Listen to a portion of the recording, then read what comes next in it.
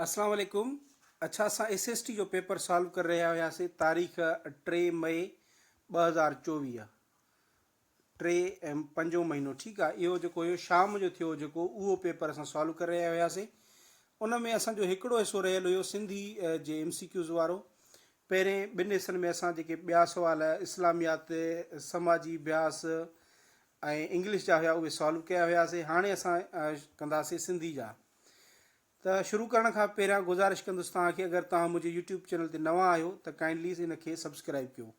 सुवालु आहे त उरूज़ जा अरकान घणा आहिनि। हीअ जेके उरूज़ जा अरकान आहिनि उहे 8 आहिनि। ठीकु आहे, 8। उनखां पोइ आहे सुवालु आहे ज़मान माज़ीअ जा घणा क़िस्म आहिनि। त ज़मान माज़ी जा क़िस्म 7 हूंदा आहिनि। ठीकु आहे। उनखां पोइ सुवालु आहे रूहुल लतीफ़ किताबु कंहिंजो लिखियलु आहे। हाणे जेको किताबु आहे रूहुल लतीफ़ उहो लिखियलु आहे रशीद अहमद लाशारी जो। त हिते ऑप्शन जेको आहे उहो सी, उहो सही आहे, रशीद अहमद लाशारी।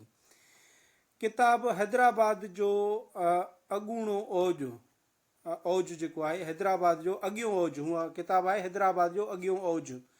हाणे इहो जेको किताबु आहे इहो लिखियलु आहे हबीबुल्ला जो, हबीबुल्ला मिर्ज़ा जो। ऑप्शन जेको ए आहे उहो सही आहे। उनखां पोइ आहे लफ़्ज़ इस्म हालिया कहिड़ो आहे। ॿरणु, ॿरियल, ॿरंदो ऐं हीअ ख़बर न आहे अलाए छा आहे।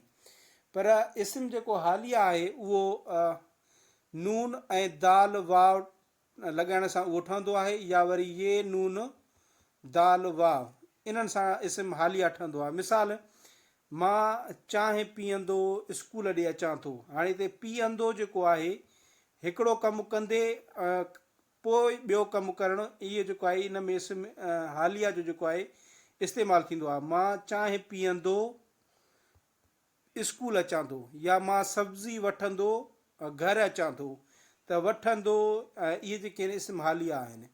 हाणे हिते जेको आहे नंबर सी त आहे भरंदो। हाणे न ख़बर न आहे डी छा लिखियलु आहे त सम्झ में नथो अचे, पर इहो ईअं ठहंदो। ठीकु आहे। उनखां पोइ सुवालु आहे हाफ़िज़ मोहम्मद अहसन चन्ना दादूअ मां कहिड़ी हफ़्तेवार अख़बार शाया कई। त इन जो सही ऑप्शन जेको आहे उहो सी आहे, आवाज़ सिंध जेका आहे सो उन जारी कई। उनखां पोइ सुवालु आहे सिंधी सूरत ख़ती कहिड़े मौक़क़ जो किताबु आहे। त इहो जेको सिंधी सूरत ख़ती किताबु आहे उहो डॉक्टर ग़ुलाम अली अलाना जो आहे। ऑप्शन बी हिते सही आहे।